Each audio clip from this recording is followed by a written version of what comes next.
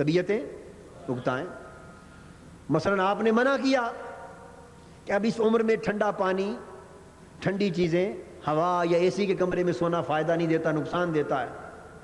بوڑھے ماں باپ ہیں، بڑھاپے میں ہیں، انہوں نے باوجود اس کے وہی کیا، تکلیف ہو گئی، پھر اس کے بعد وہ بار بار اظہار کیا۔ اور یہ ایک بار تو ہونا نہیں ہے، یہ ہر رات اور ہر روز ریپیٹ ہونا ہے، اور سال بھر ریپیٹ ہونا ہے، اور عمر بھر ریپیٹ ہونا ہے۔ انسان ایک بار روکے گا پھر تکلیف ہوگی، پھر دوسری بار روکے گا تکلیف ہوگی، تیسری بار روکے گا تکلیف ہوگی، بالآخر رکتا جائے۔ بالآخر ماں باپ ہیں، چھوٹی چھوٹی بات پہ وہ پوچھیں گے، سوال کریں گے۔ پہلے نہیں پوچھتے تھے، نہیں ٹوکتے تھے، اب بڑھاپا ہے، اب ہر بات پہ ٹوکنے لگ گئے۔ بھئی تم کہاں جا رہے ہو، اس وقت کہاں سے آ رہے ہو، بار بار پوچھیں گے۔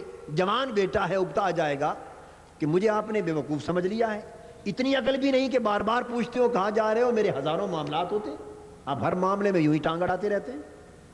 اکتا کے یہ کہہ دیا۔ اب میری بات سمجھ رہے ہیں کہ نہیں؟ طبیعت ہر وقت کسی چیز کے کھانے کی کرتی ہے۔ آپ سمجھتے ہیں کہ یہ کھانا یا یہ چیز دینا اس وقت نقصان دہ ہے، وہ اصرار کرتا ہے، بوڑھا باپ، بوڑھی ماں، یہی کھاؤں گی، یہی کھاؤں گا۔ ایک طرف ان کی صحت کا احساس ہے، ایک طرف ان کا اصرار ہے، انسان درمیان میں سینڈوچ بن گیا ہے۔ یہ آزمائش کے وہ لمحے جہاں اللہ رب العزت فرما رہا، اس لیے فرمایا عندک الکبر احدہما او کلاہما، جب بڑھاپے کا یہ دور آ جائے، ماں باپ کے بڑھاپے کا یہ دور آ جائے، جب وہ بات بات پہ ٹوکنے لگے، بات بات پہ ضد کرنے لگے، بات بات پہ مسائل پیدا کرنے لگے، اور تمہاری طبیعت اکتانے لگے، تو اے نیک بخت اولاد، تمہاری نیک بختی کا امتحان آج آیا ہے، اب دیکھنے کا وقت ہے۔ فلا تقل لہما اف، ہر شے برداشت کر، صبر کر، اور اوہ تک بھی اپنی زبان پر نہ لا۔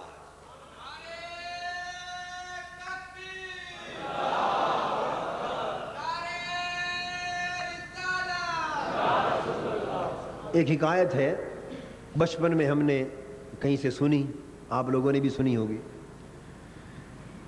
کہ ایک والدہ کسی شخص کی بوڑھی ہو گئی، اور بڑھاپے میں آ کر اب وہی کیفیت پیدا ہو گئی جس کا ذکر ہم نے پہلے کیا۔ بیٹا پاس بیٹھا ہے، اس ماں نے پوچھا، بوڑھی ماں نے پوچھا کہ بیٹا یہ کس چیز کی آواز آ رہی؟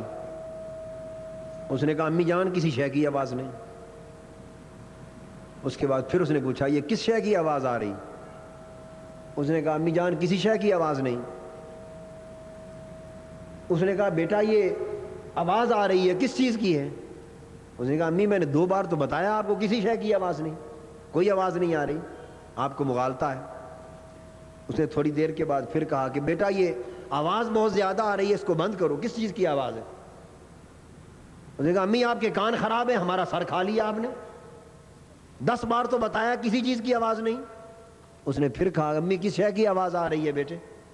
اس نے 5-7 مرتبہ جب ریپیٹ کیا تو بیٹا آگ بگولا ہو گیا۔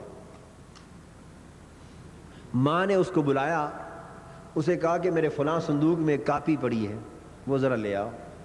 وہ لے آیا، اس کا ایک صفحہ کھولا، اس نے کہا بیٹا آج جس طرح میں بوڑھی ہوں، تو اسی طرح ایک وقت میں بچہ تھا، اسی جگہ پر تو لیٹا تھا، اور تو نے اسی طرح ایک مجھ سے سوال کیا، اور میں نے تمہیں بتایا کہ بیٹے کوئی شے نہیں۔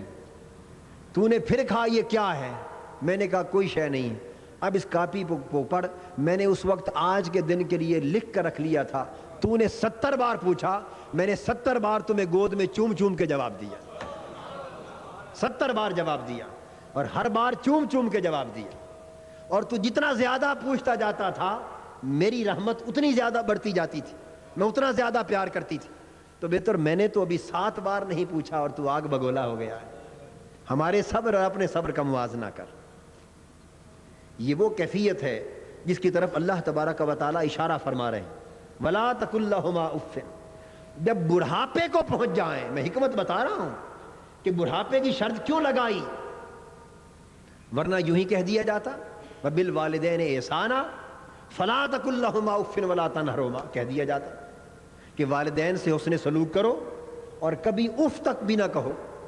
ایسا ممکن تھا نا، مگر نہیں، ایک خصوصی قضیہ لائے، اور فرمایا کہ جب والدین دونوں یا ان میں سے کوئی ایک بوڑھا ہو جائے، بڑھاپے کو پہنچ جائے، حسن سلوک کا حکم تو تھا ہی، مگر فرمایا کہ ماں باپ کے بڑھاپے کا خاص خیال رکھنا۔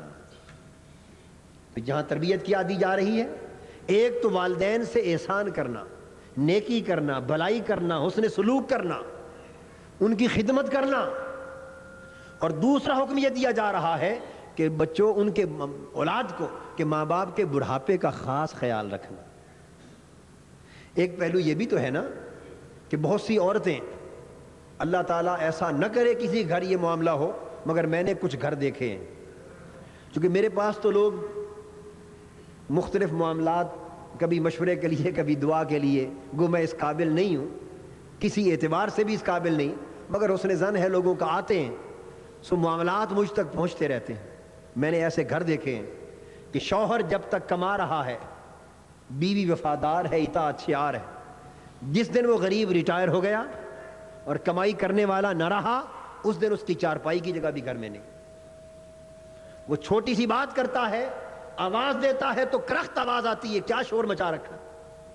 وہ شور تو غریب پہلے بھی مچاتا تھا، مگر ساتھ تنخواہ بھی لاتا تھا، اس لیے سارے شور گوارا تھے۔ اب کمانے والا نہیں رہا، اب پتہ ہے کہ فقط بیٹھ کے کھائے گا، یا پینشن بھی آئے گی تو تھوڑی سی آئے گی، اس سے کیا بنے گا؟ اب اس کی چھوٹی چھوٹی بات بھی گوارا نہیں۔ تو جس طرح الا ماشاء اللہ، سب کی بات نہیں کر رہا، ہماری مائیں بہنیں موجود ہیں، مقصد اور مدعا یہاں حاضر ہونے کا یہ ہے کہ ہر ایک کو اپنے احوال کی اصلاح کے لیے سامان ملے۔ یہ موضوع الگ آئے گا، بیوی کے حقوق کیا ہے شوہر پر، اور شوہر کے حقوق کیا ہے بیوی پر، یہ موضوع آئے گا انشاءاللہ۔ تو جس طرح بتا رہا ہوں کہ بعض اوقات کمائی بند ہو جائے، تو بعض اوقات بعض گھرانوں میں شوہر کے ساتھ ایسا سلوک ہوتا ہے، خدا نہ کرے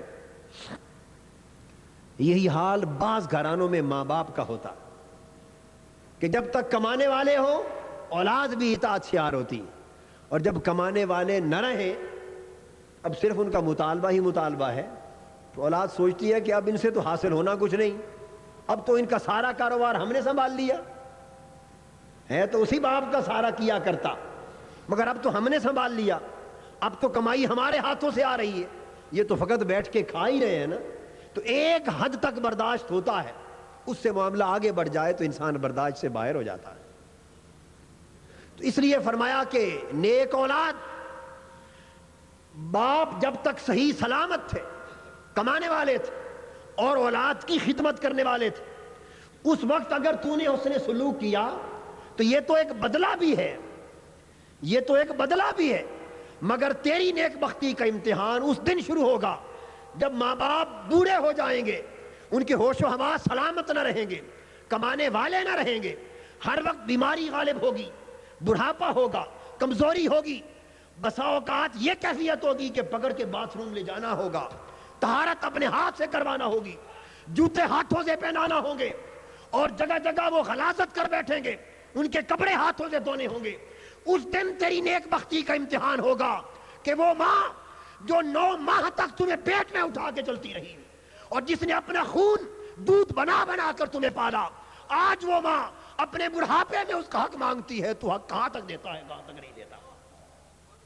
اور وہ باپ جو تیری خاطر دن رات ایک کر کے محنتیں کرتا رہا، تمہیں پالتا رہا، بہترین تعلیم دیتا رہا، تربیت دیتا رہا، تیرے ہر حق کی کفارت کرتا رہا، آج بڑھاپے میں جب اس کے ہاتھ